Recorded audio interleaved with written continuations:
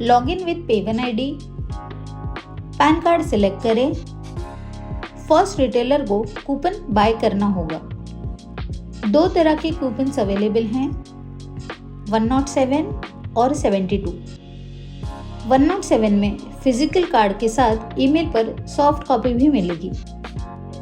72 में रिटेलर को सिर्फ मेल पे सॉफ्ट कॉपी मिलेगी। कूपन सिलेक्ट करें, कूपन क्वांटिटी एंटर करें, कंफर्मेशन पॉपअप पर ओके क्लिक करें।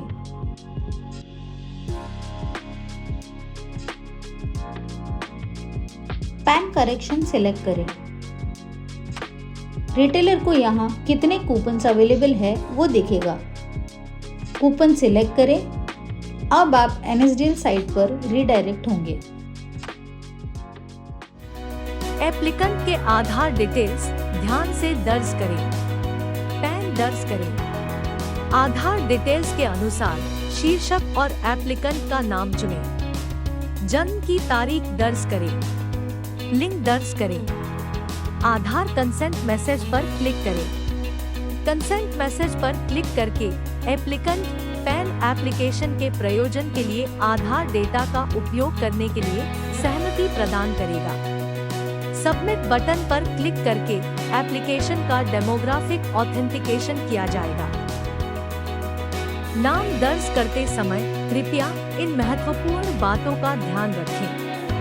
एप्लीकेंट का नाम, लिंग और जन्म तिथि बिल्कुल आधार डेटा की तरह होने चाहिए। इनिशियल्स केवल मध्य नाम में अनुमत है, लेकिन केवल अगर आधार कार्ड पर इनिशियल्स मौजूद है। यह सुविधा माइनर और non individuals like HUF, firm आदि पर लागू नहीं है। आइए इसे उदाहरण से समझते हैं। करेक्ट साइंस वाले कॉम्बिनेशंस को कृपया ध्यान से देखें। केवल यही कॉम्बिनेशंस पैन फॉर्म में भरने की अनुमति है, लेकिन केवल अगर आधार कार्ड पर वह मौजूद है। सफल ऑथेंटिकेशन पर यूजर को एप्लीकेंट डिटेल्स पर नेविगेट किया जाएगा। यूजर पिछले पृष्ठों पर दर्ज एप्लीकेशन डिटेल्स को देखकर वेरीफाई कर सकता है। अगर यूजर भरे हुए डेटा में बदलाव चाहता है, तो चेक बॉक्स टिक करके यूजर ऐसा कर सकता है। इसके बाद यूजर को पेरेंट डिटेल्स पर नेविगेट किया जाएगा। यूजर को एप्लीकेंट के पिता का नाम दर्ज करना होगा। इंडिविजुअल एप्लीकेंट के लिए पिता का नाम अनिवार्य है, जबकि माता का नाम ऑप्शनल है।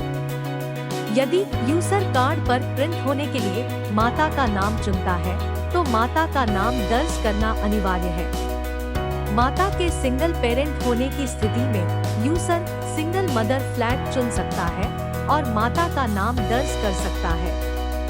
यहाँ भी कृपया ध्यान रखें कि आद्याक्षर केवल मध्य नाम में ही अनुमत है। इसके बाद यूजर को अदर डिटेल्स पर नेविगेट किया जाएगा। फिजिकल पैन या केवल ई पैन के बीच चुनें। यदि यूजर केवल ई पैन चुनता है, तो पैन एप्लीकेशन में दिए गए ईमेल आईडी पर केवल पैन कार्ड की सॉफ्ट कॉपी भेजी जाएगी। कॉन्टैक्ट डिटेल्स आधार डेटा के अनुसार भरे हुए देखे जाएंगे। बाय डिफॉल्ट आधार में दर्ज पता रेजिडेंशियल एड्रेस फील्ड में लिया जाएगा। यहाँ कृपया ध्यान दें कि अगर यूजर आधार में दर्ज पते से अन्य पता चाहता हो, तो ही पता दर्ज करे, अन्यथा इसे खाली छोड़ दे। यदि पैन एप्लीकेंट के पास उसके नाम पर एक से अधिक पैन है, तो सरेंडर करने का पैन नंबर दर्ज करें।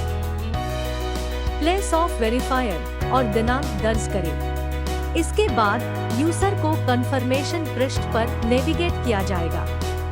यूजर को एप्लीकेशन में दर्ज सभी विवरणों की जांच करनी होगी और एप्लीकेशन कंफर्मेशन देना होगा। इसके बाद यूजर को eKYC प्रमाणीकरण पोर्टल पर नेविगेट किया जाएगा। eKYC प्रमाणीकरण के लिए दो ऑप्शंस उपलब्ध हैं। OTP आधारित eKYC या बायोमेट्रिक आधारित eKYC। यदि यूजर OTP आधारित eKYC चुनता है, तो OTP एप्लीकेंट के मोबाइल और आधार में उपलब्ध ईमेल आईडी पर भेजा जाएगा। यूजर को ई-केवाईसी करने के लिए एप्लीकेंट के जरिए OTP प्राप्त करना होगा। वैलिड OTP जमा करने पर यूजर को सफल ई-केवाईसी प्रमाणीकरण की एक स्क्रीन दिखाई देगी।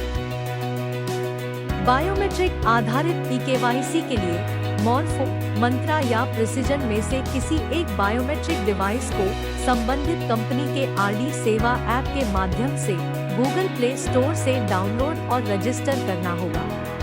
सफल प्रमाणीकरण के लिए कृपया समय समय पर प्रोटियन द्वारा बायोमेट्रिक सेटिंग्स के बारे में प्रसारित किए जाने वाले निर्देशों का पालन करें। जब यूजर बायोमेट्रिक आधारित ई-केवाईसी चुनता है तो एक पेज प्रदर्शित होगा जहां यूजर डिवाइस चुन सकता है और उंगलियों के निशान कैप्चर करके सबमिट बटन पर क्लिक कर सकता है। सफल फिंगरप्रिंट कैप्चर के बाद यूजर को सफल ई-केवाईसी प्रमाणीकरण की एक स्क्रीन दिखाई देगी। इसके बाद यूजर को ई-साइन स्क्रीन पर नेविगेट किया जाएगा। पैन एप्लीकेशन पर हस्ताक्षर करने के लिए 10 अंकों की आधार संख्या दर्ज करें और एप्लीकेंट से सहमति प्रदान करने के लिए कहें। आधार में रजिस्टर मोबाइल नंबर और ईमेल आईडी पर OTP भेजा जाएगा। यूजर एप्लीकेंट के माध्यम से प्राप्त OTP दर्ज करेगा और वेरीफाई OTP पर क्लिक करेगा। सफल OTP वेरिफिकेशन पर यूजर को सफलता पृष्ठ मिलेगा। जब यूजर ओके पर क्लिक करेगा तो एक पेज प्रदर्शित होगा जहां TXN ID, TXN status, payment राशि और जनरेट की गई एक्नॉलेजमेंट नंबर को देखा जा सकता है। पैन एप्लीकेंट को रजिस्टर्ड ईमेल आईडी पर स्क्रीन पर दिखाई देने वाले फॉर्मेट में पैन एप्लीकेशन PDF और पेमेंट रसीद प्राप्त होगी।